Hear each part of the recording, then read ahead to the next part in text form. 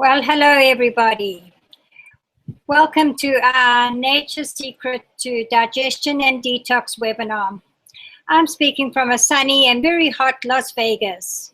For those that have not met me, my name is Renee Hayes Marshall, and I would like to thank you all for taking time to join us this morning, afternoon or evening for those international attendees. I need to go over some housekeeping. First up is how to get the most out of this webinar. There is a chat box below, so during the webinar, feel free to type in any questions you may have. If you would like, please type in now where you are from.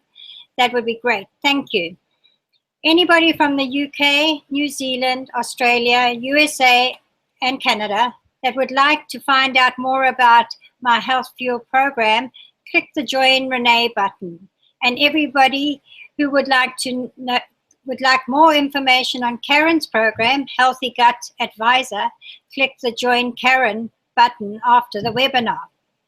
As you all will get a recording of this webinar, it is not necessary to take notes. So sit back with your favorite beverage and enjoy your webinar. I have mine right here, my Rev 3. It's going to keep me going for the full webinar.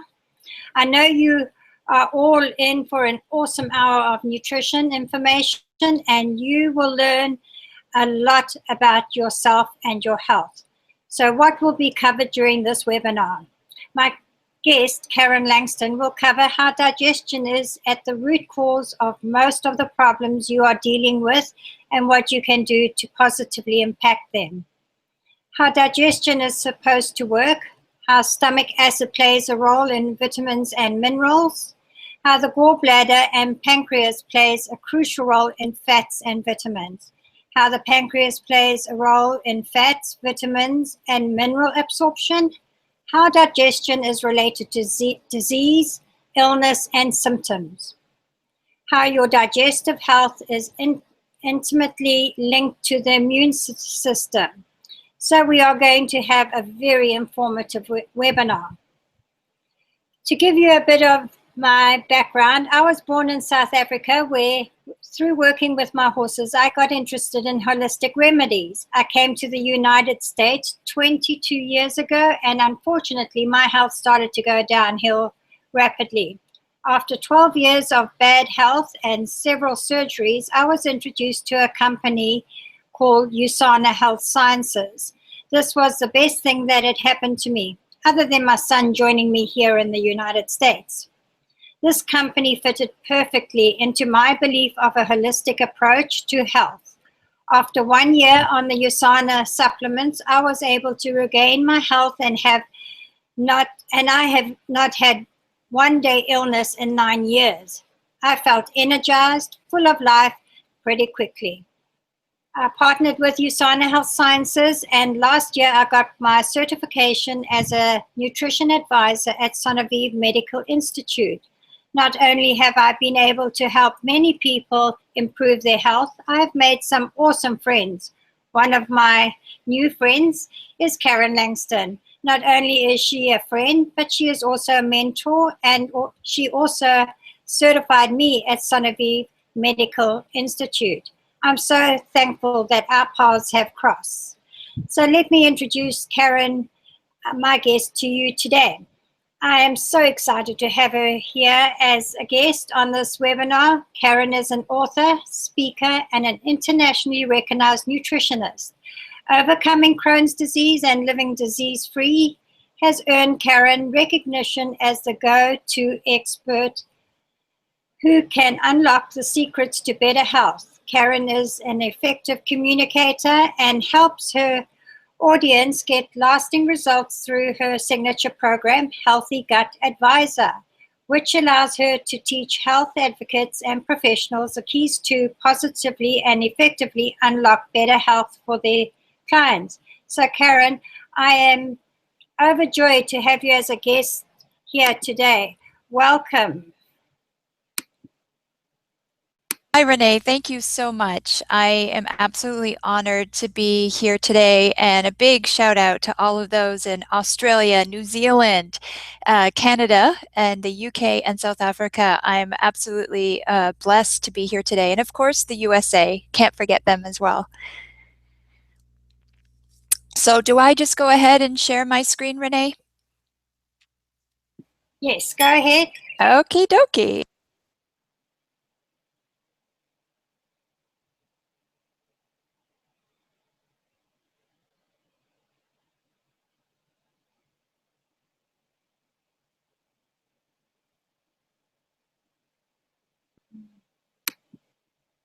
You can see my screen. And we are going to do this. So what you're seeing right here is just a little disclaimer. It's something that I legally have to put up. And basically what it's saying is that the presentation that I'm going to share with you today is mostly for knowledge and information and that kind of thing. If you are taking medications, please do not stop taking your medications. And if you have any health concerns whatsoever, please consult with a physician or qualified healthcare practitioner.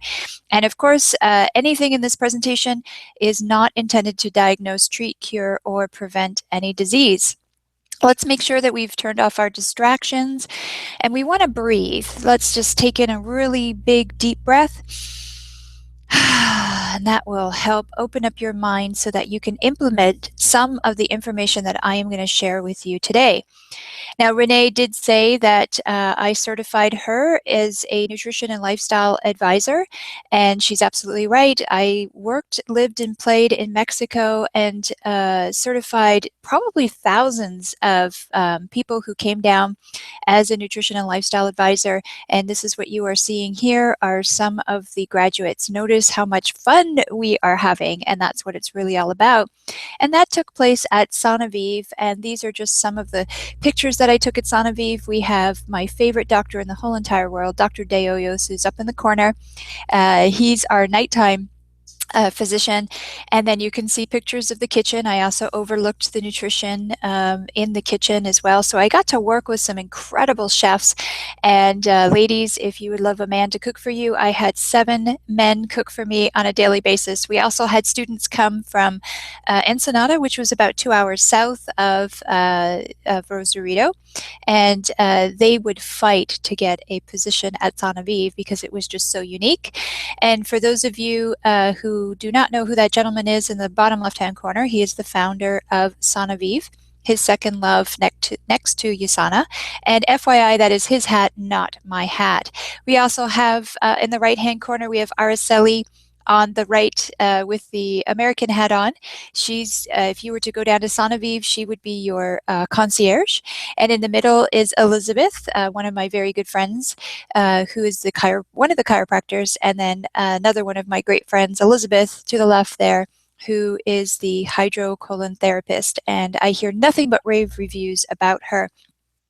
So what is Sonavive? Sonavive was created by Dr. Wentz, and it's a place that he wanted for people to come and heal from any type of illness and disease, including cancer. In fact, we had a lot of stage 4 cancer patients come down, and we had an incredible amount of success. The latest success that I can share with you were a couple that came from Australia, and they were there for, oh my gosh, it must have been 6 or 7 months. And she was not in remission when she left. However, when she did go back, she was able to find the right type of hospital. And because of the foundational work that we did with her at Sonavive, she is now in full remission. And the type of cancer that she had, unfortunately, I can't remember it off the top of my head, but it is a very aggressive cancer. So I am so elated that Sonavive is out there for people to just come and heal. And you can see his little mantra there. I dream of a world free from pain and suffering, and I dream of a world free from disease. Share my vision, love life, and live it to the fullest in happiness and health. That is what Dr. Myron Wentz is all about. Okay, so let's get into our presentation today. So imagine, if you will, you're dealing with symptoms. Vague, really, Nothing definable, but enough that you just don't feel right. Or what if it's a child or someone that you love? And you go to the doctor and you say, Doc, I just don't feel right. I have low energy. And something's just off. So the doctor runs test after test and nothing comes back conclusive. But the doc says, you're okay. And you reply, but doc, I just don't feel well. And you don't feel well. You have low energy and headaches, and generally you just feel malaise. And soon you don't want to do anything in fear of ruining another person's day. So you find yourself canceling appointments, and you quit going out with outings with friends and family.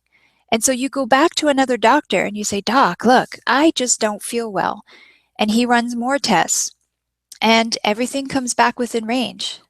But you say, look, Doc, I just don't feel good. To which he replies, come back in 6 months if it's still bothering you. Okay? Bye-bye now. What the heck is that? And you're at your wit's ends. Is this really happening? And you don't know whether to get angry, cry, or scream. And you start to think, is this all in my head?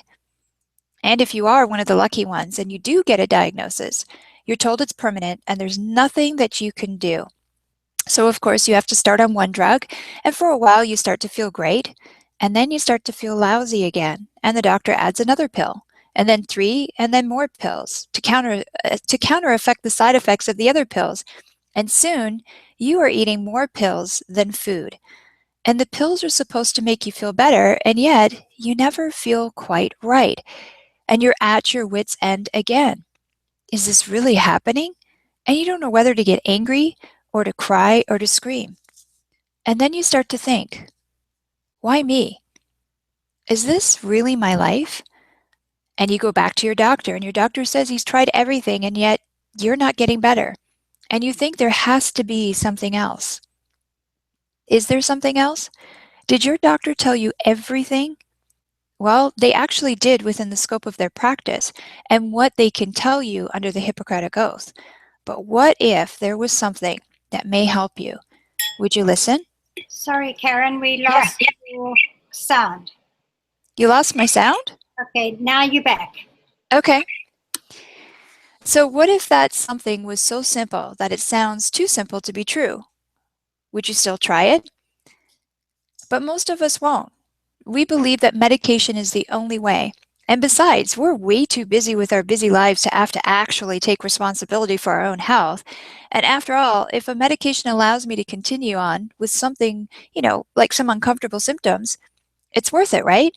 And you think, but what if it only got worse and maybe cancer could happen? Pfft, nah, nothing like that could ever happen to me. I'm too invincible. I have my red cape on. But what happens when invincible wears off? And I understand invincible because I was one of those invincible people. And my invincible came crashing down when I started college at the tender age of 19 years old. And all those vague symptoms I suffered with throughout my childhood finally compiled and manifested itself into Crohn's disease. And Crohn's disease is a branch of the incurable inflammatory bowel disease. I was in and out of hospitals for years, surgeries after surgeries, pills, chemotherapy, drugs after drugs, and the more I worked with doctors, the sicker I got. And then I had enough. I believed that there had to be more. And I found it, and that's what led me to my reversal of Crohn's disease. And I'm going to share some of that with you tonight.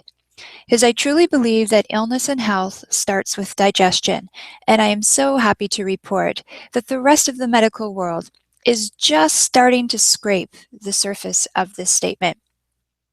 So we'll talk a little bit about how digestion is supposed to work, and what happens when digestion does not work, and how to keep your digestive system healthy. Now, you've all heard you are what you eat. Let's take it a little bit further. It's more about what you are digesting. So as we go through this presentation, keep in the back of your mind, what exactly are you digesting? Now take a look at this picture. Now for some of you, you'll say yum, but usually I will hear things like ooh, gross, fat. But what do you see here? What I really want you to do is to pay attention to the color. Do you see a theme going on, more of a brown colored theme going on? That's what I want you to focus on. And does this look alive or dead? I hope the answer is dead. And for some, do you think it looks like garbage? This is a picture of a garbage dump. Notice the resemblance in color.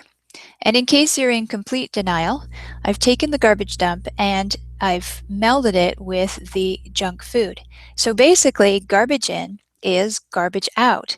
Now, if you take a look at this picture, you are seeing a list of ingredients. So what I did is I went through the top 10 fast food restaurants, and if they all had the same ingredient, I put it on this list.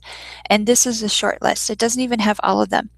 We need vitamins, minerals, essential fatty acids. We need probiotics, antioxidants, phytonutrients to run our bodies properly.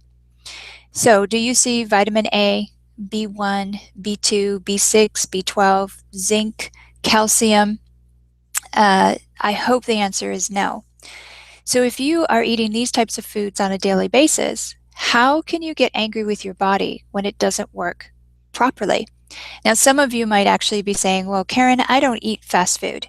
If you are opening up a package, getting it out of the freezer, or popping it into the microwave, or opening up a can, there is a great likelihood that you are getting these types of foods on a daily basis. So again, where are you getting your nutrients to run your body effectively? Now, what was really interesting is there has been lots of research done on the effect that these types of foods can alter your mood. And what I did is I compiled a short list once again of the types of emotions and behaviors that are attached to these types of foods. So just imagine for a moment that you're trying to run your business, or you have goals and aspirations. I like to call it the big, hairy, audacious goal. If you're dealing with lack of energy, headaches, easily distracted, heart palpitations, paranoia, violent behavior, crying spells, anxiety, and worry, do you think that you could reach those goals? Probably not. So basically what I'm trying to get across here is you really are not only what you eat, but what you digest as well. So if you consume garbage, you will smell, look, and feel like garbage. Ever sat next to somebody who had a funky body odor, but it wasn't their armpits? That is their backed up colon and lymphatic system that you are smelling. Absolutely gross. Look at people who eat junk food. When I lived in Toronto, I had a flat on the second floor, and the owner had many children. I think there was probably about 10 children in total. What was really interesting is, of course, we did a lot of recycling. I had a small recycling bin, and it went out maybe once every 3 weeks. They had two, and they went out weekly, and it was filled to the brim with all of the foods that I just talked about, the microwave boxes and the processed and packaged foods. And it was incredible because when I looked at them as well as the children, it was like they had a hunched back, and they had dark circles under their eyes, and they didn't even seem to have the whites in the whites of their eyes. And I used to think to myself, wow, it is incredible how they can eat this type of food and yet they seem so healthy. I was there for about 5 years, and in the 5 years that I was there, the father was diagnosed with Alzheimer's disease, and their middle son, who was 15 years old at the time, went into cardiac arrest. And the nice thing about Toronto is we have defibrillators everywhere, in the schools, in the grocery stores. There's a defibrillator everywhere, and that actually saved this young lad's life. So if I didn't think that the junk food was not making a difference, it actually was, and he had to have a pacemaker put in. So I strongly believe in the link to garbage in, garbage out, and not providing your body with what it needs to run properly. So where does digestion begin?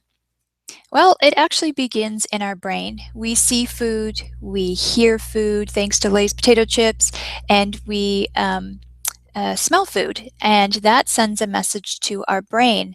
And then the brain sends a message to our mouth so that we can start producing saliva. And the saliva will be full of enzymes.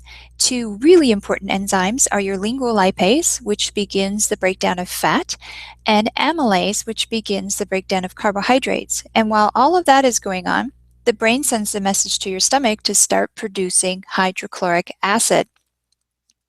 And of course, we eat in happiness and calm. We're not checking our cell phones. We are not watching the news. And we're breathing before we eat. When we breathe, we just want to take in 3 deep breaths. In through our nose, hold for 1 sec, and out through our mouth. And we want to do 3 of those.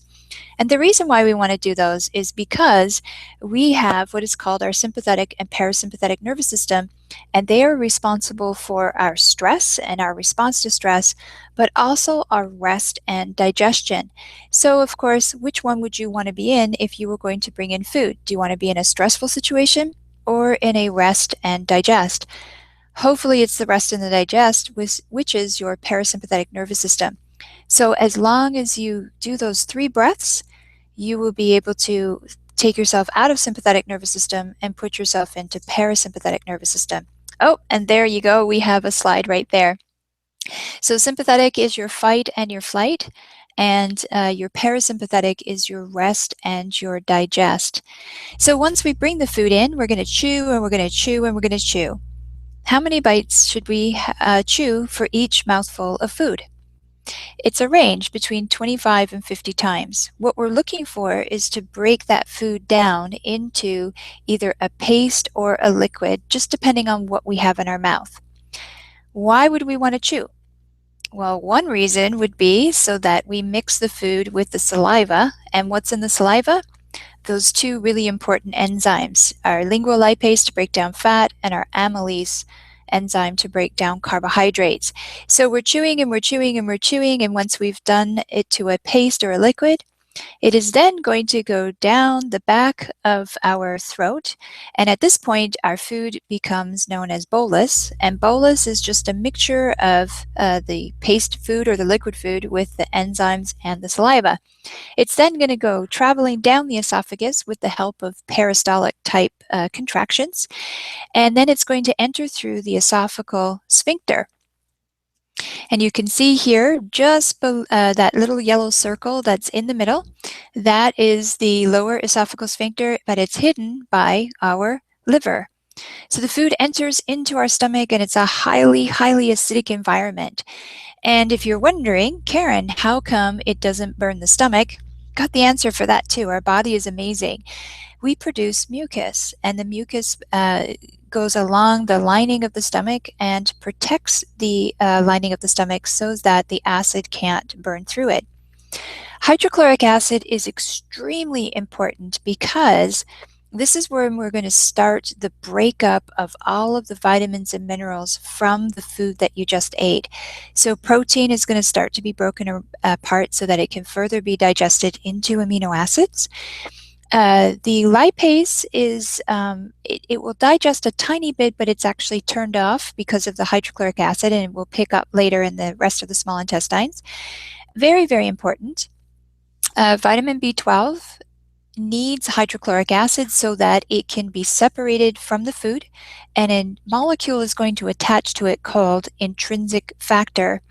And if we do not have good hydrochloric acid, the pH is going to be incorrect and not allow for iron to be broken down. So in order for iron to be utilized in our body, we have to have good hydrochloric acid. So why else would we need really good hydrochloric acid? Well, when we bring in food or liquids, or if somebody sneezes on us or coughs on us, or our hands touch bacteria or something like that, and we bring it into our body, if we have really good hydrochloric acid, any pathogenic or opportunistic type bacteria or viruses or any other type of foreign invader coming into our body should literally be burnt up by our hydrochloric acid. So think about people who are always sick, who catch everything going around. They will tell you that they have a lowered immune system, and yes, they do eventually, but the beginning culprit was the fact that they had low hydrochloric acid and were unable to burn up these pathogenic viruses and bacteria.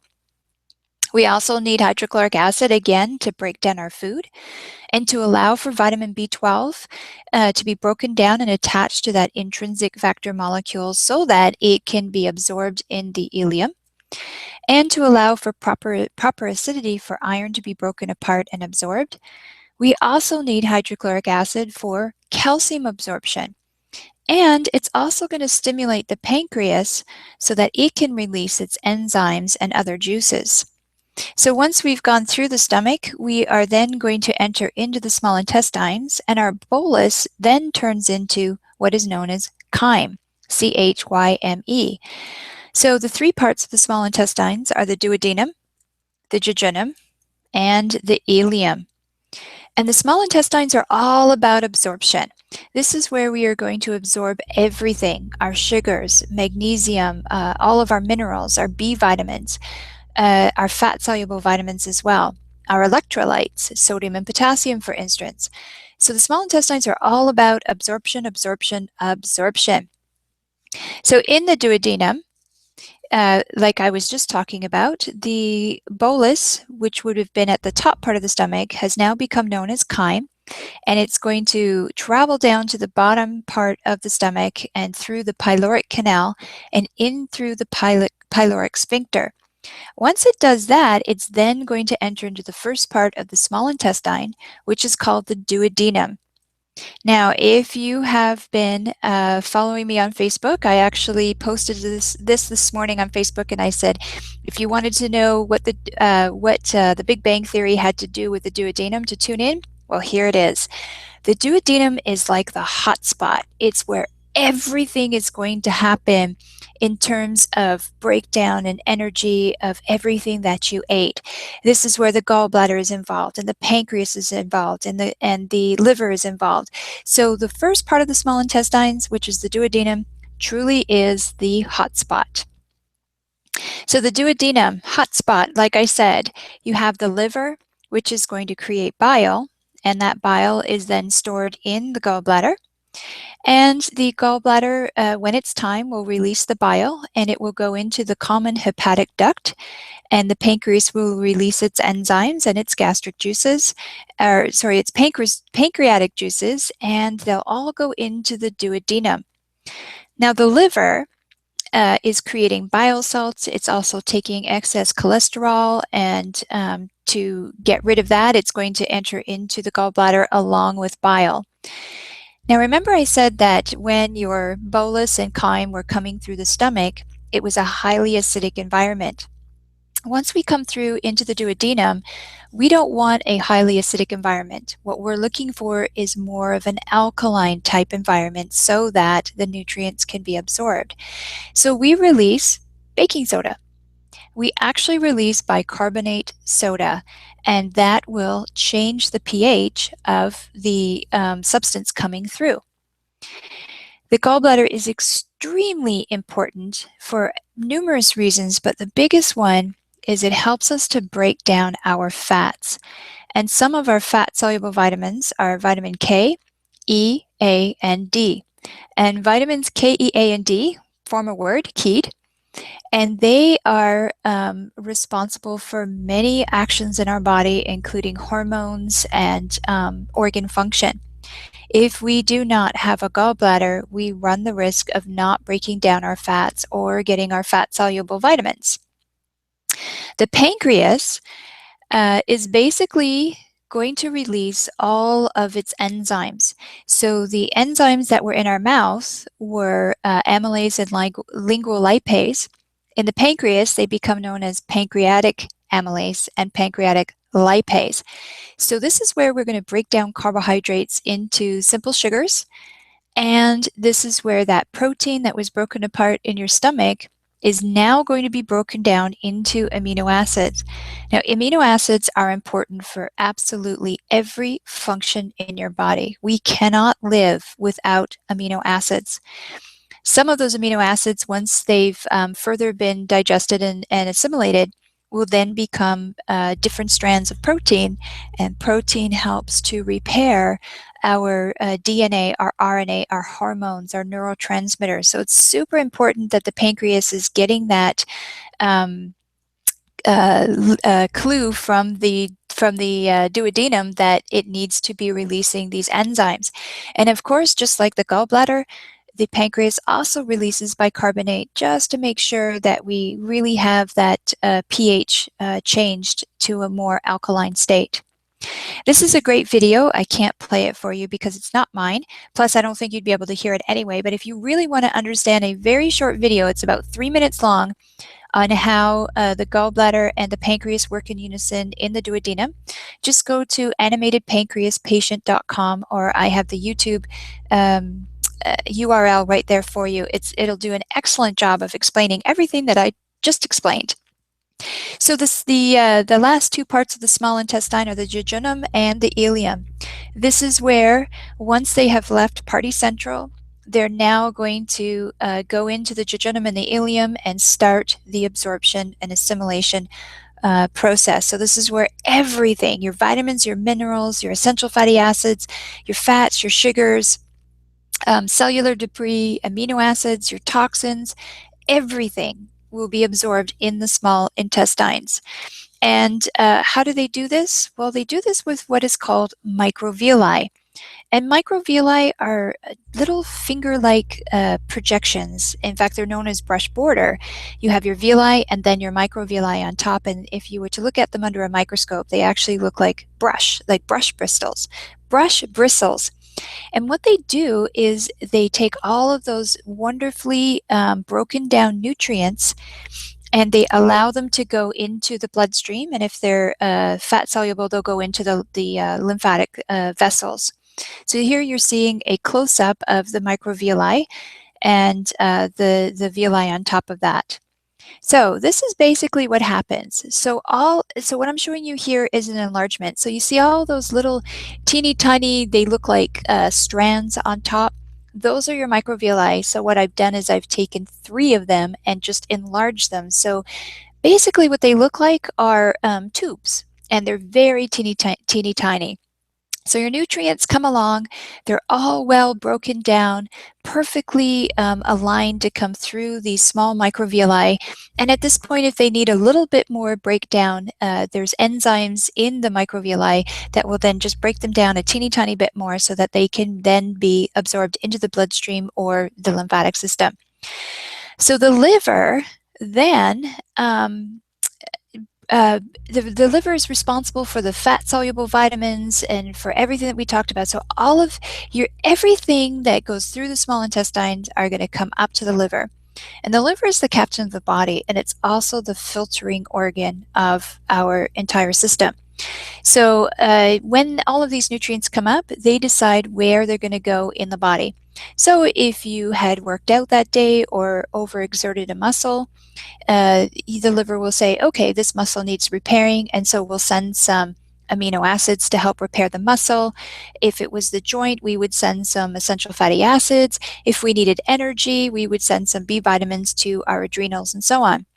And like I said, it's also a filtering organ. So of course, if all of these nutrients are coming up, everything that we breathe, put on our skin, or eat also has to come through the liver. So at this point, the liver then has to decide what to do with these toxins coming in, and hopefully it will be in a healthy state and be able to break them down and eliminate them. And how it does this is through 2 phases. We have phase 1, which uses cytochrome P450 enzymes, and it will just basically start to break these toxins down. It's almost like taking a Brillo pad or a steel wool and scratching up glass or scratching up plastic. So what it does is it changes the structure of these toxins so that they can become more attractive to water. Once they are more attractive to water, phase 2 comes along, and it's called conjugation, which basically changes them from a toxic fat-soluble harmful toxin and converts it into a less toxic water-soluble form so that it can then be eliminated in the body either through urine or feces. So the jejunum and the ileum are all about absorption. Everything is absorbed through the jejunum and the ileum with the help of microvilli. The last part of the small intestine, which is the ileum, has this valve at the end, and the valve is called an ileocecal valve. And I'm very grateful that we have this valve, and here's why. At this point, we've done all of this digestion. What do you think would be left? We would have some undigested fibrous parts, right? So cellulose, that kind of thing. We would also have some cellular debris, but we'd also have water. So if we didn't have this valve in place, basically it would be like a water park. We would just constantly have everything come flying out of us, and we'd never be able to leave the home, or unless we had like one of those horse poop bags or something like that. So the ileocecal valve basically is passing the digested material from the small intestines to the large intestine by slowing it down. So the large intestine, or the colon, the name is used interchangeable, is basically the main collection of cellular and hormonal waste. And right at the cecum is where we will do some absorption of vitamin K2, B1, B2, and B12 with the help of intestinal microbiota. Very, very important that we have intestinal microbiota. Okay, so you see this little question mark here, and there's a little squiggly thing on the end. Does anybody know what that is? It's actually our I forgot the name of it. Oh, it's our appendix. I wanted to say pancreas. Oh my gosh, I've said it so many times. It is our appendix. Now remember, I was just saying at the bottom here that the cecum, and you can see there's the appendix there, helps in the absorption of vitamin K, B1, B2, and B12. It does that by storing microintestinal biota. So this bacteria, our good bacteria, is stored in there. It's then released into the cecum so that when we ferment some of those leftover fibrous material, it creates the vitamins that we were just talking about. So the appendix is extremely important.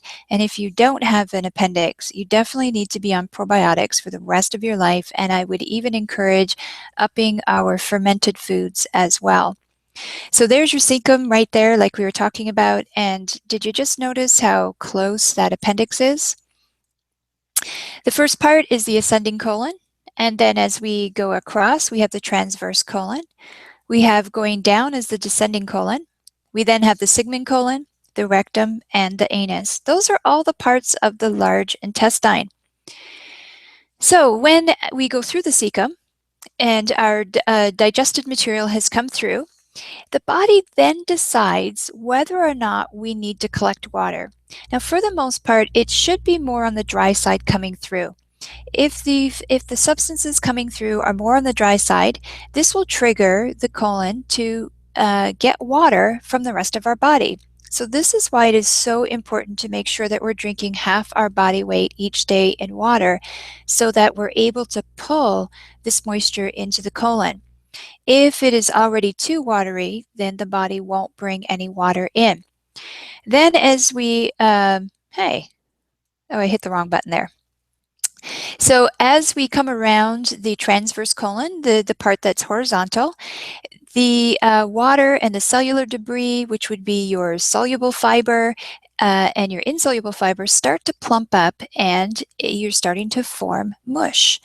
And as we go around to the descending colon, it starts to become solid.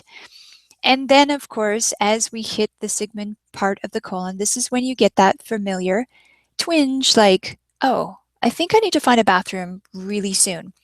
And then you get that little twerk because it's hit the last part, maybe the rectum, and you think, oh yeah, now's the time. I really need to find a loo because it's time to release the poo. This is a picture of a friend of mine. His name is Brad Davular Watson, and he owns Crohn's Awareness Project. So this is an actual person. And in the Crohn's world, we're always talking about bathrooms and toilet paper and stuff like that. So his best friend in the entire world is a cartoonist, and he has basically taken Brad's entire life and cartoonized it.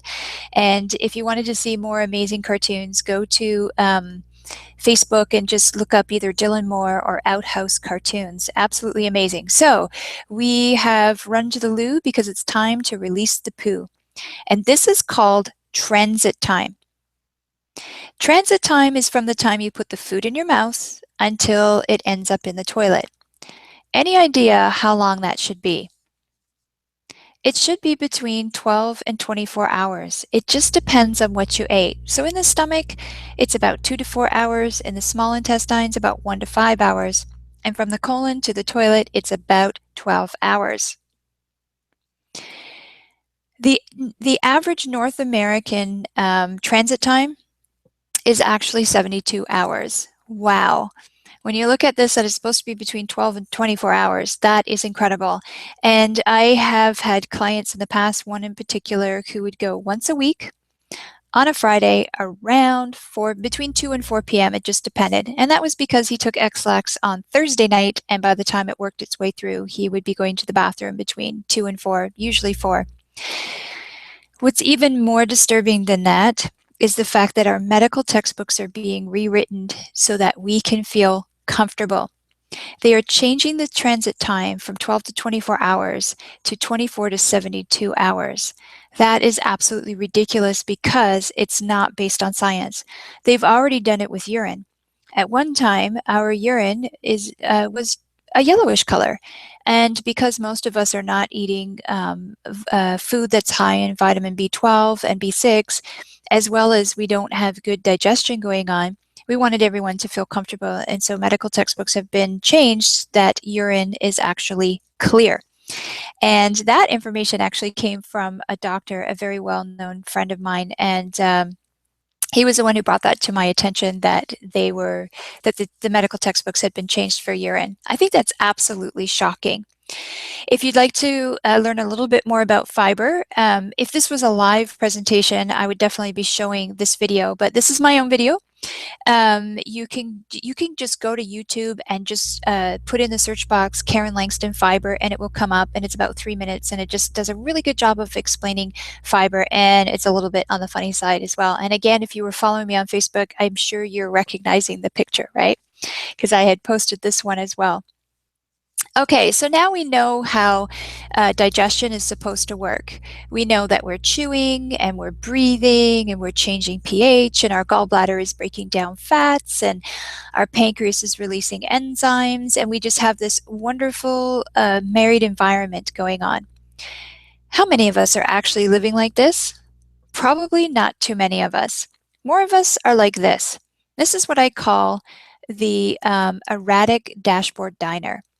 Now, some of you are saying, Karen, I don't eat fast food and I would never do this. Yeah, you're absolutely right. Maybe you're more of the healthy dashboard diner, or maybe you're a sophisticated dashboard diner. My point here is if you are driving and eating or trying to put food in your mouth while you're on a telephone or anything like that, this is going to disrupt that whole digestive process. Coffee and caffeine type products, they speed up our transit time. They speed up the amount of time that it's going to be in the stomach, our food in the stomach. If we're rushed, do you think we're going to be in sympathetic or parasympathetic? We're definitely going to be in sympathetic. And then think about all the toxins that were coming in. If you drink alcohol, it's also going to affect how well you digest. Think about medications as well can interact, especially if they're proton pump inhibitors or acid blockers, that kind of thing. And one of the worst things you can do is not only have caffeine with your meal, is to have ice cold caffeine. When we drink something cold with our meal, we shut off hydrochloric production because our body wants to maintain a certain body temperature. And when you bring in something cold, it brings down that body temperature. And so we shut off digestion, which is going to shut off hydrochloric production, and allow for our spleen to bring our body temperature back up to regular body temperature, which is different for Celsius and Fahrenheit. We also have to look at our emotions as well. If we are upset, do you think you're going to digest that food? Probably not. So digestion is off. Everything is off. There's no chewing. There's no breathing. We're swallowing large chunks of food. There's no hydrochloric acid. Your B vitamins aren't going to be broken down. Iron's not going to be broken apart. Calcium and magnesium are also going to not be broken down properly. And hydrochloric acid also directly affects minerals by helping the separation process called dissociation. So dissociation is basically what I was talking about with the vitamin B12. So the positively charged mineral ions become free from the food component or supplement compound in the presence of hydrochloric acid. Now, a lot of us are dealing with acid reflux and GERD and indigestion, and so we're either self-medicating with over-the-counter antacids or we're on acid-blocking prescription medications. And the problem with these types of drugs is they can affect the absorption of course, iron, zinc, vitamin B12, and other important minerals. Because there isn't sufficient hydrochloric acid, we won't have that trigger for the gallbladder to release bile, and we won't be breaking down our fatty acids, and so we won't be breaking down our fat-soluble vitamins either, and then the pancreas may not be triggered to release enzymes to break proteins into amino acids, carbohydrates into simple sugars. So I hope you're starting to see a pattern here. So remember those really nicely digested proteins coming down into the microvilli, remember those? Now there's large undigested foreign proteins forcing themselves through those teeny tiny little microvilli. And as if you know, if you force something, eventually something's going to give. And so we end up with cracks and fissures, thus allowing everything into the bloodstream. So once we have all of these substances coming into the bloodstream, the liver is going to send out a private investigator, and he's got to find out what is in the bloodstream. And he reports back, I have no idea. These are undigested foreign proteins. I've never seen anything like it. So guess what? I think you need to send out the army. So the army comes out, which of course are your white blood cells, and they try to destroy. And what happens when you have an all-out attack? You have fire, you have anarchy, you have everything going on, and this leads to inflammation. And this is not only the beginning of inflammation, but it may become a chronic inflammatory process. So where there's heat, of course, there's fire, right? And we need to put that fire out. But before there is too much damage, histamine is released if the tissues become damaged or inflamed. So what happens is histamine comes from the mast cells in the damaged tissues and from the basophils in the blood. And over time, chronic histamine response leads to fluid leakage and plasma protein into the tissues. And so the tissues then leak out the fluid into the circulation of the tissues, leading to edema and producing histamine effects. So for you, this translates to bloating and swelling. So of course, with all of this going on, the liver is completely bombarded and overloaded, and it doesn't have the right nutrients for phase 1 and phase 2 detoxification. So now the liver is sending all of those toxins everywhere it can into fat cells. And when we are really toxic, it will affect not only our colon, but our lymphatic system. And when it comes to toxicity, the last place to exit is the skin. So think about unexplained rashes, rosacea, psoriasis, eczema, all of those types of things. This is your body's way of saying, hey, my detoxification process is not working and I need to get rid of this somehow. So while all that is going on, and you have all of these undigested foreign proteins coming into the bloodstream, basically what happens is the intestinal wall becomes leaky, allowing undigested food particles to enter into your bloodstream. And this causes an all-out war like we just saw. And this eventually wears down your immune system because you become defenseless. So this is when problems can arise. So you have this liver burden and liver overload, and this leads to the detoxification problems because we don't have the nutrients in place for phase 1 and phase 2. So this leads to oxidative stress. You have all of these toxins that are circulating in your blood or being stored in your fat cells, and we end up with free radical production because of this. This is when you start to go to the doctors with those vague symptoms, but there's nothing really there. to indicate or warrant medications. And so they usually the doctor will just send you for over-the-counter type products, or if they really don't know what to do, they'll just hand you antibiotics and hope that works, or give you painkillers or non-steroidal type anti-inflammatories. But the problem is you haven't changed anything. You're still eating the wrong foods. Your environment, your stress, your pollution levels haven't changed, and it leads to greater intestinal permeability. And this increases that liver burden and that liver overload.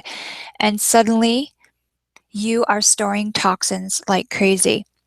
And I love this picture because it does a really good job of showing somebody who is highly toxic, who's in an inflammatory state. Any abdominal weight gain is because of insulin, and if your insulin is out of whack, that causes an inflammatory state. When we talk about the apple shape, this is what we're looking at, is the apple shape. It's a true indication of inflammation, and this type of an inflammatory response is what's going to lead to our inflammatory type diseases. So once we're in this state, this is when everything can go downhill. Now, don't worry, this person didn't actually fall down the stairs. It's an artist, and what this artist does is actually sets up scenarios, and this is his life's work. So this is when everything goes downhill. At this point, we've got the abdominal issues, we've got an inflammatory response going on, we have leaky gut syndrome going on, and this is when we start to have a lot of allergies to the environment and food and allergy type sensitivities. This is when you start to eat and you bloat, you drink water, you bloat, the foods that you love suddenly are causing problems for you. There can be gas and bloating, constipation, diarrhea, or a combination of constipation and diarrhea. And the smell of perfumes sets you off. The smell of gasoline sets you off. You're just in a complete breakdown type of system. And this is when you really need to look at detoxifying, and just take a look at some of these symptoms related to detoxification. If you have 2 or more of these, you need to be detoxifying. And then look at the symptoms related to leaky gut. And if you notice, some of them are actual diagnoses. I truly believe that whatever you're dealing with, if we reverse those symptoms by getting the body to detoxify and work on the gut, many of those symptoms are going to disappear, along with many of the diagnoses. And like I said, I really believe that if you are not detoxifying properly, if your gut is dealing with leaky gut, everything's coming into your bloodstream and the liver's overwhelmed, it truly is the beginning stages of all illnesses. Like I said, you have an inflammatory response going on. So you have all of this inflammation, you have this heat. Most of our inflammatory type diseases are diabetes, cardiovascular disease, arthritis. Cancer is an inflammatory process. Now, once our immune system is involved with this, so you have the liver bringing out the inspector, and the inspector sees that we have these undigested foreign proteins and sends out the army. The army are your white blood cells. They are your immune system. And so they're constantly under attack. And once they're constantly under attack, you end up what is called autoimmune. And think of a lot of the autoimmune conditions that we have today, and a lot of it has to do with everything that I've talked about. So why is this? Because 70 to 80%, I truly believe it's 90% of your immune system and half of your nerve cells and your neurotransmitters are involved in your digestive system. It really does start with the gut. Now, like I was saying, and if you think back to the picture I was showing you of the fire, think about it. If you have an all-out war happening inside of your intestinal tract, and your immune system is supposed to work for you, how does it know what to attack? So if your gut is functioning optimally, and that means your immune system is functioning optimally, when you bring in a pathogenic or opportunistic type virus or even bacteria, the immune system can recognize that it's not supposed to be there, send out the white blood cells to break down the protein and literally kill it off.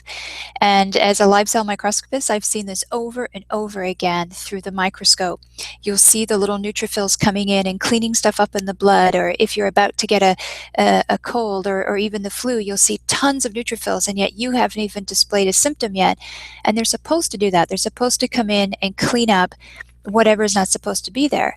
But if you have a complete war going on in there, this is when the immune system works against you and you end up with what is called autoimmune, is because it can't tell the difference between what's friendly and what's not, and so it starts attacking everything. It attacks everything in your system, and then you get diagnosed with what is called autoimmune system. So you might be thinking, Karen, look, I eat really, really well. Why do I still have all of these uncomfortable symptoms? To which I will reply, and anybody who knows me knows that I'm going to ask you these questions. What are your nutrient deficiencies? And when I say nutrients, I'm talking about all of the vitamins and minerals that are needed to run your body properly. Just to flex your arm, you need calcium to allow for that muscle to flex. You need magnesium to allow it to relax. You need essential fatty acids to allow your elbow to bend and to provide lubrication for the joint. So it really comes down to those nutrient deficiencies. Neurotransmitters found in your brain that help with thought process, plays a role in depression and behavior and mood, require tons of protein, amino acids from those proteins. So again, it goes back to looking at stomach acid. How well are you chewing? How well are you breathing?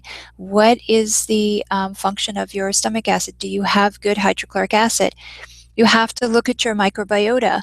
If you have altered bacteria from stress, medications, one round of antibiotics, it doesn't matter if it was yesterday or 40 years ago, it alters your intestinal microbiota.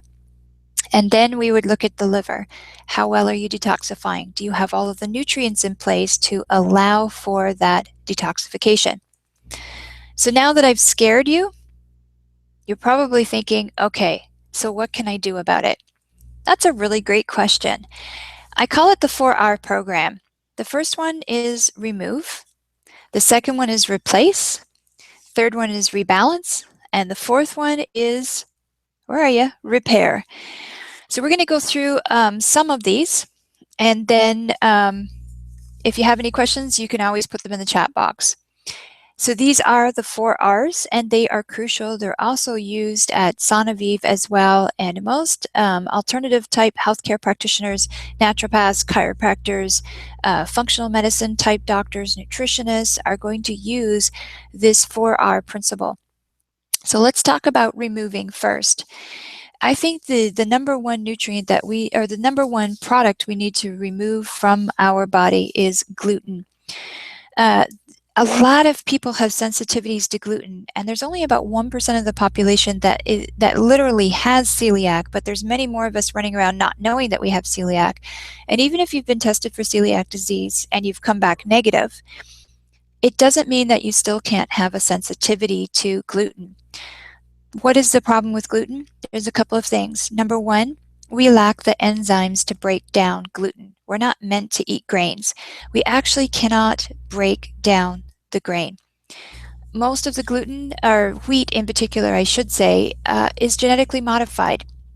So we have monkeyed around with the structure of that plant so that we can deter insects from eating it, as well as to make it less susceptible to pesticides and herbicides. And that is causing a lot of problems in our body as well. Now, what you see here are 4 people in front of you. Every single one of them are from completely different walks of lives, and I definitely go way more into this story in my product that I'll be talking about at the end. But every single one of them, all different walks of life, all different ages, had one thing in common. When they took the gluten out of their diet, most of their symptoms disappeared. Absolutely incredible. So if you are dealing with skin issues, joint issues, see, gluten can actually affect not only skin, It can affect digestion, which most of us know. It can also affect joints, and it can also affect neurotransmitters in our brain. And if you have an addictive type quality personality where you seem to turn to alcohol or street drugs, and find that when you come off of those that you eat a lot of gluten, but if you go off the gluten you end up going back to those substances, you probably have the neurotransmitter, the reward zone that is allowing for this type of addiction. So you're just replacing one or the other, and that's just one of the things that gluten can do. Now, this was really interesting. I was looking up sugar as I was going through this presentation, and what I was looking for was the what do you call it? What would the I can't think of the word right now. The amount of sugar that we can have in a day. I don't. There you go. The limit, the daily added sugar limit, and the American Heart Association came up, and I love this. For men, it's actually 9 teaspoons of sugar is allowed, is considered okay, and 6 for women. But what I loved that they had on their website, and this is just me talking, this is not them talking, although this is a quote from their website. What I loved about this was really about reading through the lines. It was almost like they didn't believe or support what the government has come up with. But that's my words, not theirs. But this is a quote right off of their website. And it says, although sugars are not harmful to the body, our bodies don't need sugars to function properly. Absolutely agree. And added sugars contribute additional calories and zero nutrients in food. That's why I'm saying, if you read between the lines there. So then I thought, well, I should probably go to the American Diabetes Association, because after all, there's a connection between sugar and diabetes, or I guess in the media world, it's sort of a hush-hush thing. What I didn't find were any limits like I found with the American Heart Association, which I thought was really interesting, but this is what I came across, and this was absolutely appalling to me. This is how they were coming up with how you could add sugar to your diet, or in this case, a cookie, if you have diabetes. So it says, for many people, having about 45 to 60 grams at a meal is about right. Serving sizes make a difference. To include sweets in your meal, now you've got to remember, these are diabetics. You can cut back on the carb-containing foods at the same meal. For example, if you'd like to have cookies with your lunch, you need to substitute for another carb-containing food. I can't even believe that they don't use the word carbohydrate. And if your lunch is a turkey sandwich with 2 slices of bread, here are the steps you would take to make the substitution. First, identify the carb foods in your meal. Bread is a carb. You decide to swap 2 slices of regular bread for 2 slices of low-calorie bread with half the carbohydrate and half the cookies. It's an even trade. Your total amount of carbohydrate remains the same for the meal. I found that absolutely appalling. What was interesting is it said 45 to 60 grams, and that's how many teaspoons 45 to 60 grams equates to. What do we have there? 3, 6, 9. And we found that it was, what was it? It was 9 for men and 6 for women. Believe it or not, we go over that. Absolutely ridiculous. But here's the biggest point that I wanted to make to you. So 100 grams is acceptable, right? So 100 grams of sugar is the equivalent of 2 sodas, or cans of soda, or pop, depending on where you're from. We have learned, and this was a study that came from the American Journal of Clinical Nutrition from 1973. And I used this study because it was from 1973. All 100 grams of sugar has the ability to suppress the immune system.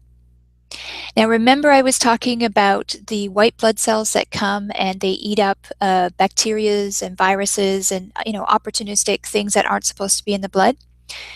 As little as 100 grams of sugar has the ability to reduce white blood cell function by 40%.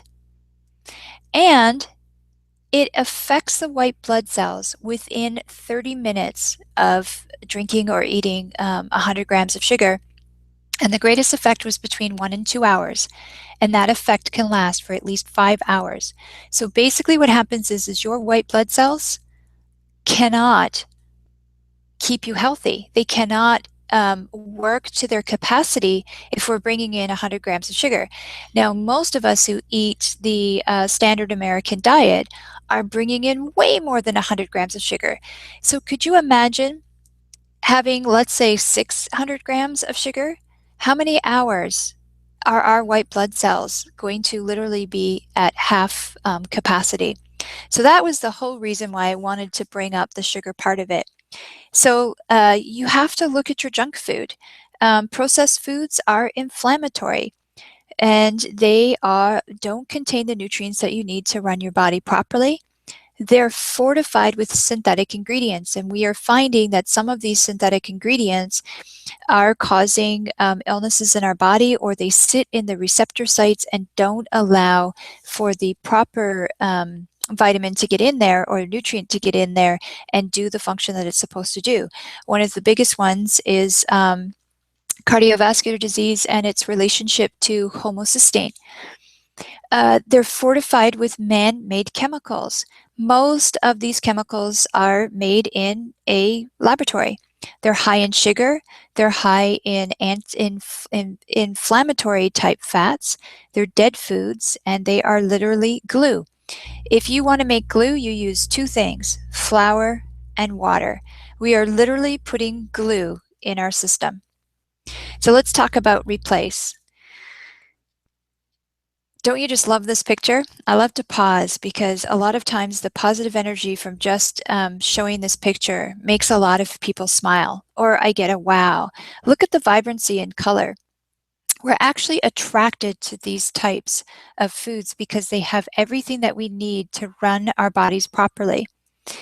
They're also full of all of the emotions and behaviors that are going to work positively with us. So imagine trying to find the love of your life, or to reach that next goal in your career, or whatever your aspirations and goals.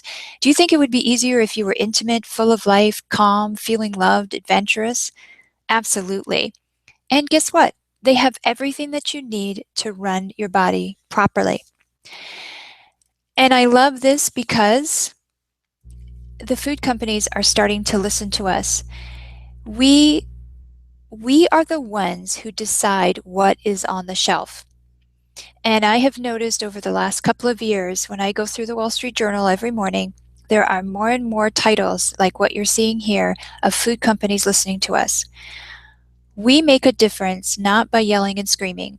We make a difference with our wallet. If we do not purchase these products, the company's profit-making line goes down. Then they start to listen, because if we're not buying, they go out of business. So if we know that we want high fructose corn syrup removed from products, all we have to do is just stop buying it, and the company will listen. And so what you see here, Hershey's considers removing high fructose corn syrup. Kraft to remove yellow number 5 and yellow number 6. Cheerios are now genetically modified free.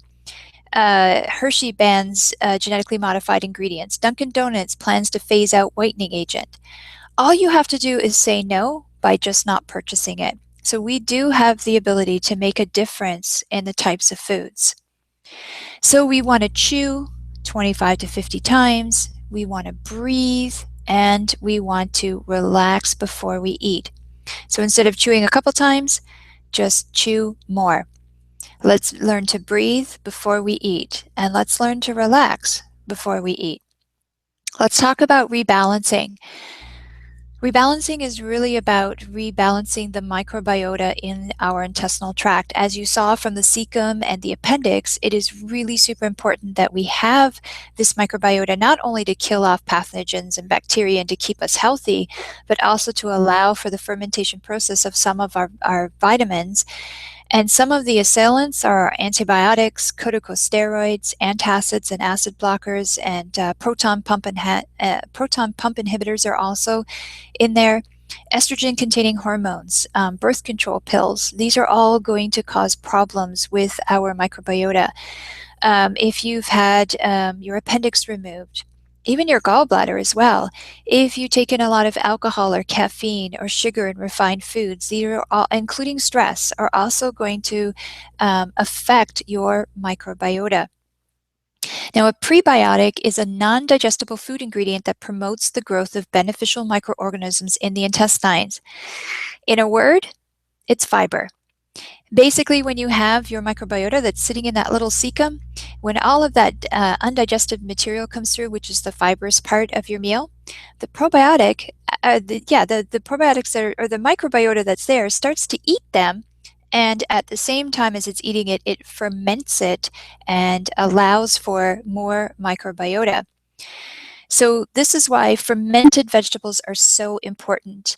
We need lacto fermentation.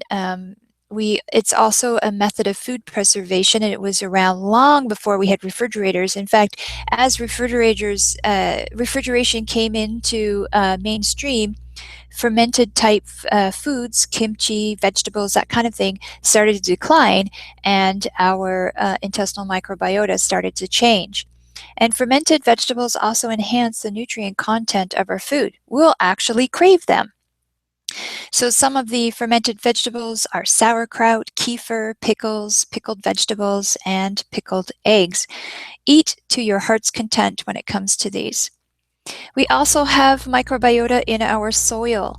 In fact, the upper layer of earth in which the plants grows is usually like a black or a dark brown material, and it consists of a mixture of organic remains. So that would be like composting. And it has clay and it has rock particles in it. And soil is made up of three components.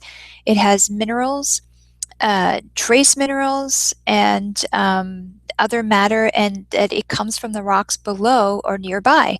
And organic matter, such as humus, which is the remains of the plants and the animals that use the soil, all create these living organisms that reside in the soil. So when you take a vegetable out of beautiful organic soil, you ingest those microorganisms and they work for you, not against you.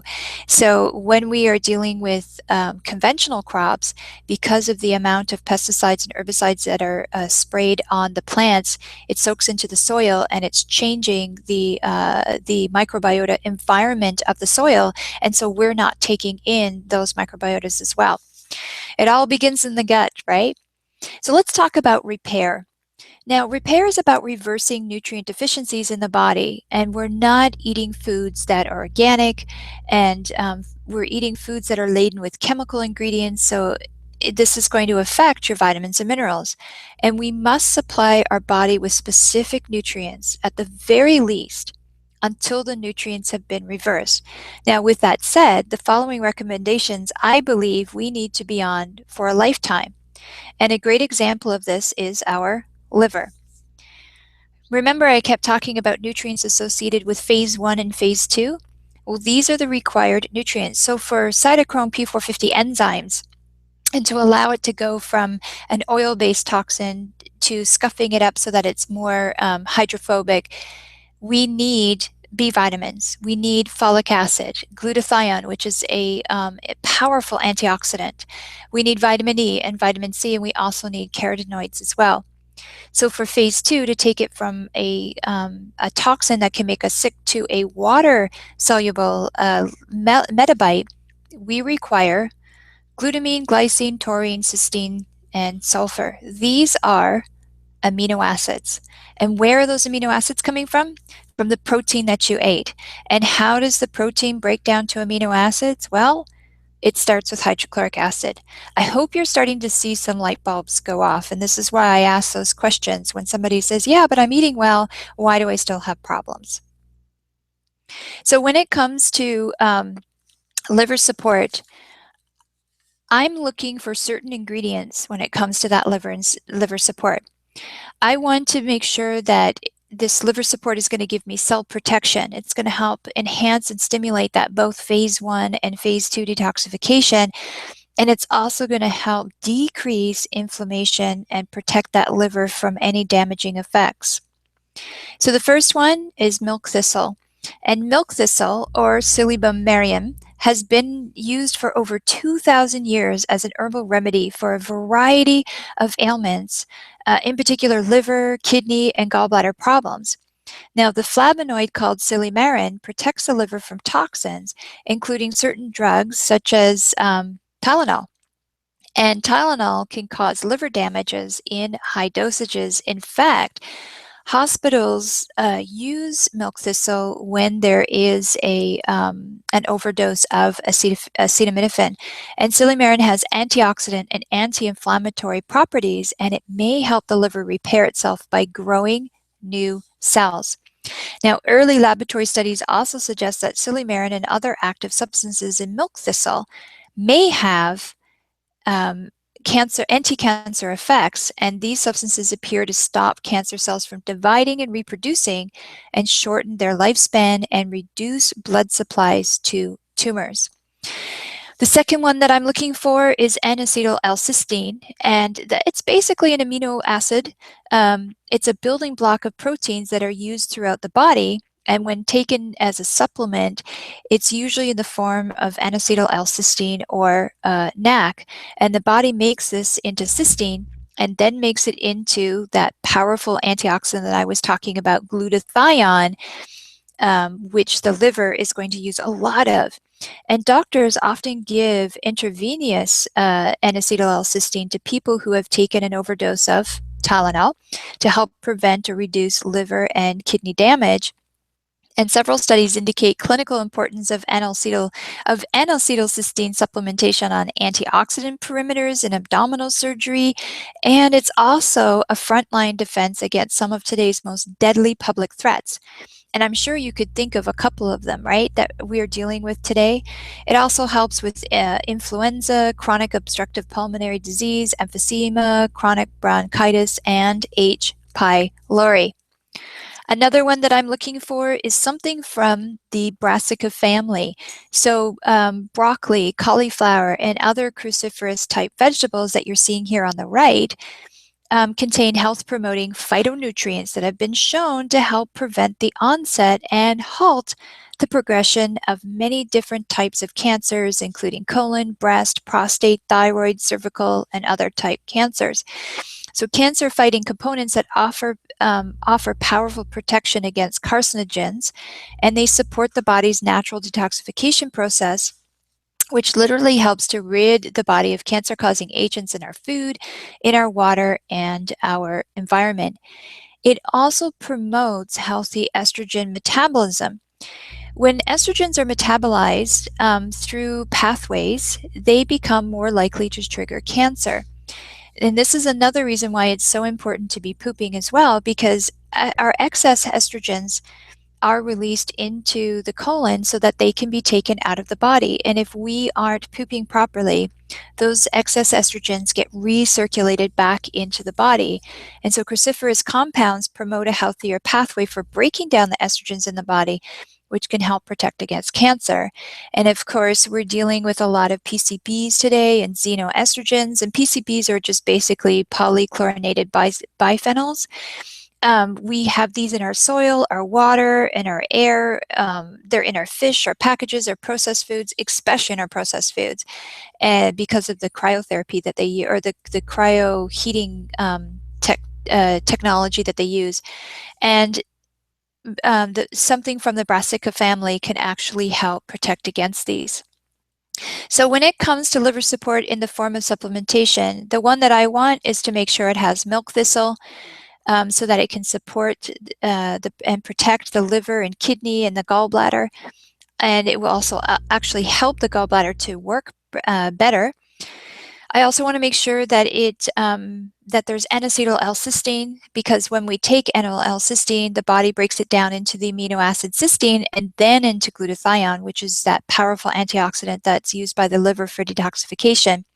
We also want something from the brassica family as well to help cancer fighting, or providing the components to fight cancer and to promote healthy estrogen metabolism, as well as those PCPs and xenoestrogens. Need I say anything about fiber? And when you watch that video, you'll totally understand this one.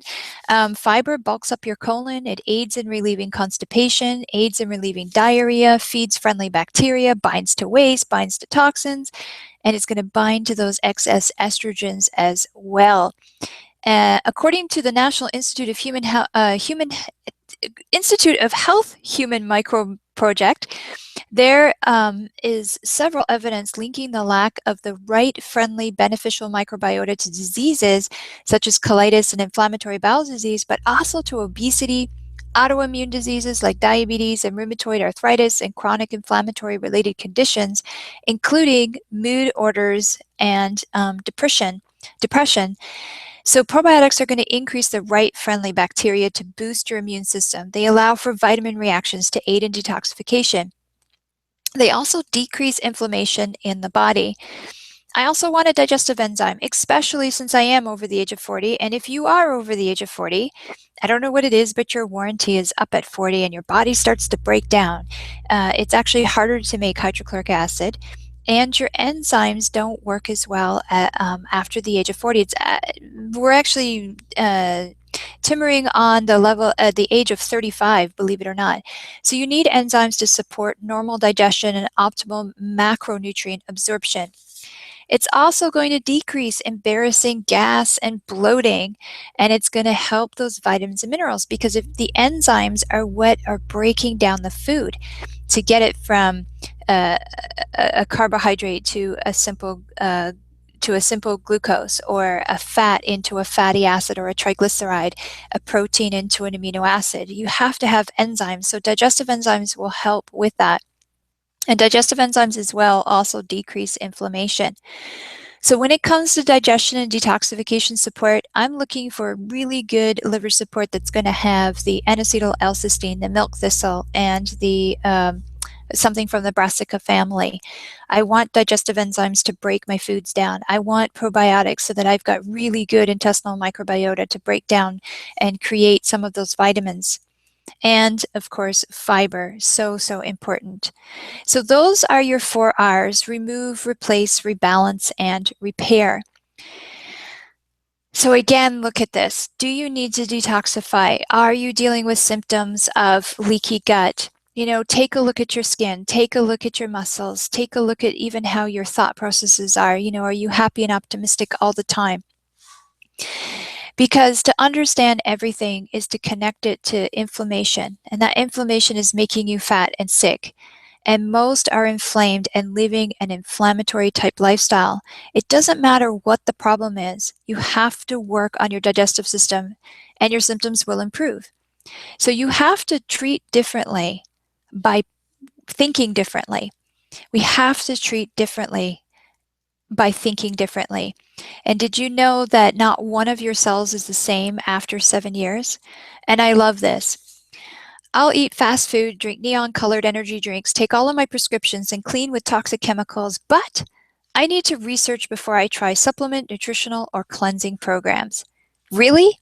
We don't mind taking all of these toxins in, and we don't even mind taking all of these medications. We have no idea what the long-term effects are. We take genetically modified food into our body, but when it comes to a supplement or even a nutritional or cleansing program, we have to research. Did you research that drink, that neon-colored drink, or the energy drink, or the toxins and chemicals in your body?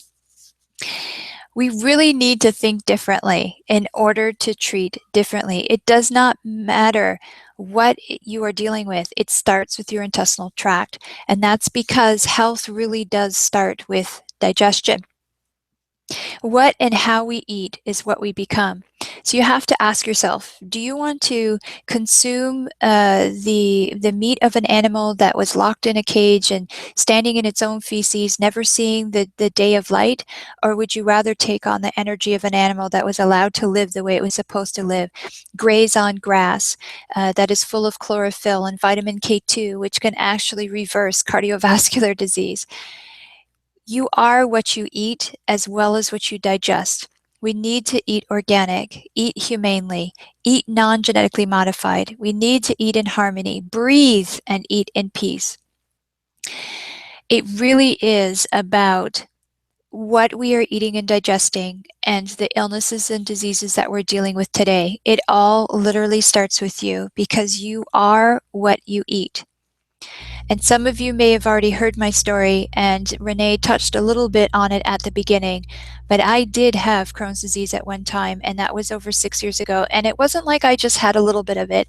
I suffered with it for over 20 years. I've had parts of my bowel cut out. I have had a temporary colostomy. I have been in and out of hospitals, plumped up on steroids, and to the point where the doctors didn't know what to do with me, so they were treating me with chemotherapy. And literally, nobody knew what to do with me. And it wasn't until I took back my own power and took back my own right to treat myself did I start to get better. And my last diagnosis 6 years ago from a pathology report as well as a colonoscopy was no evidence of Crohn's, colitis, inflammation, polyps, or cancer. And everything that I shared with you today, as well as others, which would be the emotional and some other things that I've done, but the biggest part was taking the foods out that weren't agreeing with me, putting the nutrients back in my body so that my immune system could work for me, getting the probiotics in place, getting my bowels functioning properly. Everything that I shared with you today reversed the symptoms. I don't use the word cure. I don't believe in the word cure, and I think cure is a farce. It's not about curing. It's about reversing the symptoms. You reverse the symptoms, why would the illness be there? And you have to think about putting yourself first. And that's what I did. By taking back my life, it did put me first. And by putting myself first, I became what is called selfish. And when I used to teach down in Sonnevive, before we started our program, we would have a welcoming. And what I would do is I would tell people that they had to be selfish. When we become selfish, we work on ourselves. When we work on ourselves, we become 100%. When we become 100%, we become 100% for our friends, our family, and our business. So you have to ask yourself, is it worth it to become selfish and become 100%? I thought so, because if I didn't become 100%, then I would have missed out on all of my family outings. And I can tell you that when I dealt with Crohn's, a lot of times I had to cancel functions and disappoint everyone because I was too ill to go to it. And I didn't want to do that anymore. So I became selfish, I became 100%, and now I am 100%, not only for my family, but for my friends and my business. And for some of you, if you think that growing old is about aches and pains, I want you to get that out of your head too. How many times have you gone to the doctor and the doctor says, well, you're just getting old? And I hear elderly people say this, oh, it's just a part of growing old. That is a bunch of bull crap. The person that you see here is actually my mother-in-law. And on the first day of her 70th year, she went and jumped out of a plane. I can tell you that she has been leading a very healthy life, because I know if I jumped out of a plane, I would probably go into cardiac arrest. So here's somebody who's 70 years old, who eats right, takes all of her vitamins and minerals, does whatever she can to be the best that she can be so she can live the life that she wants to be. So if you're dealing with aches and pains, they are not a part of growing old. If you are dealing with disease or illness, it is not a part of growing old. All you have to do is take back your life and become that 100%. So make this the new year. New you year. You have the power to change. But I want you to look at this and think about it in fiscal, meaning make today the start of your new you. Don't cop out and wait for the new year. Really, we don't need, January 1st in order to start that resolution. Make it fiscal, make it today. The new year may be the most powerful way for you to become that new you. Nothing can get in your way. And once you start, your journey will be absolutely amazing. I promise you. And I know this because when I finally reached a level of feeling great, I mean, there were days where I literally would lay on the couch and thought, oh my gosh, when would death come? Why can't death just take me now? I don't think I'll ever feel better again. But when I started to make those small changes, I did start to feel better. And when I finally reached that level of feeling great, I felt like I'd been let in on this incredible secret. Like I was now part of some secret society, but there was no one there at the door to greet me. And that is because the door is always open. That door is always there. All you have to do, and all I had to do, was be willing to walk through that door, to enter a new threshold of a healthy lifestyle. You are the only one stopping you. So what do you choose? And with that, Renee, I just want to say thank you. And I'm going to, I think, exit out of this because I don't know if I'll be able to hear you.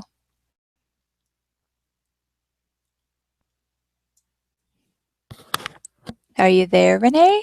Yes, I am. Thank you, Karen. That was awesome. You're very welcome. Isn't that a beautiful picture? Awesome picture. Yeah, love it.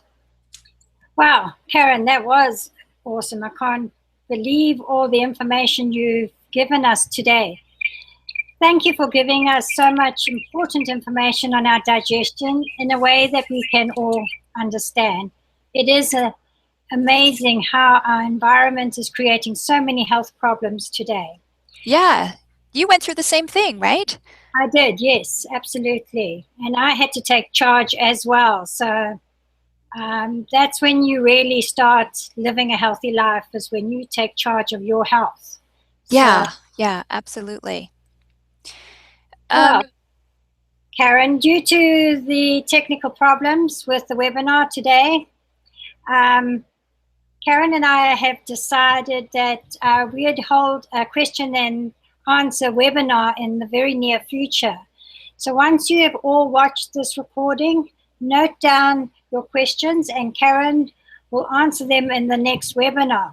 I will be emailing the details to all the people that registered for this webinar for the Q&A webinar.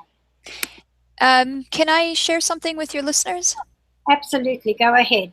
Yeah, you know, some of the things I really couldn't get into detail just because of time. So I just wanted to share with you and your listeners my introductory nutrition and digestion workshop. And I think you've heard this, right? You've heard this one? Yes. This is a unique 3-hour digital download, so nothing's going to show up to you. Okay, so once you reserve your seat, it automatically comes to you. And basically, it's what you saw here today, but only way more information, especially in the solutions video and MP3 part. So if you go to karenlangston.com/ND workshop, once you reserve your seat, you'll gain instant access to your own digital copy of Nutrition and Digestion Workshop. And you can download everything to your computer and listen to it over and over again, like it's yours forever. So you'll get 3 full video recordings. You'll get 3 MP3s. So if you want to listen to it on iTunes or whatever it is that you listen to, you get that as well. You also get 3 PDFs of my presentation, and it's all set up with lines for notes. And you get a free subscription to my Healthy Gut newsletter, where I go even more in detail into digestion. And you also get my top 10 tips to boost your energy naturally. And most programs like this, they usually go for around $197. But I'm not out to take advantage of you. Really, I'm not. So I really want you to have this information. So if you're on this webinar or listening to it, in this case, all you have to do is go to karenlangston.com/ND workshop, and you're going to get it for $35. That is it. So all you have to go to is karenlangston.com/ND. So that would be Nutrition Digestion Workshop. And as soon as you order, you'll get instant access to everything you see here, the 3 full recordings, the 3 MP3s, the 3 PDFs. And that alone is worth it because most practitioners will not share their slides. So I'm giving you the slides as well. And you get my free Healthy Gut newsletter and my top 10 tips to better energy, all for $35. Insane or what? That is insane. That's an awesome price, Karen. Thank you so much for offering that to our listeners today. Oh, you're very welcome. And let me just see if I can stop my screen sharing. Yay, I'm back. So let's talk a little bit about, the fact that we had some technical difficulties today, which was fine. And Renee, we still need to do this. We're dedicated to everyone. So let's do a Q&A. I'll let you set that up with your listeners.